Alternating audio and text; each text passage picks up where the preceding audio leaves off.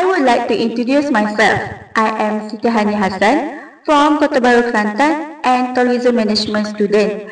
So why I choose UBM 599 as subject electives course for this semester because I want to learn, develop and expose myself to the digital workforce to show my skill to people from outside Malaysia.